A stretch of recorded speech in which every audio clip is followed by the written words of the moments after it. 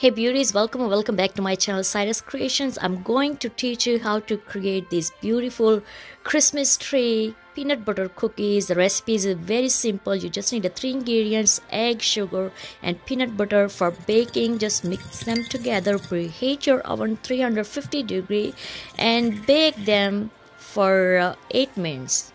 Cool down on a rack. On the other hand, for decorating the cookies, you just need 2 ingredients: two type of chocolates, white and green, and then some sprinkles for topping.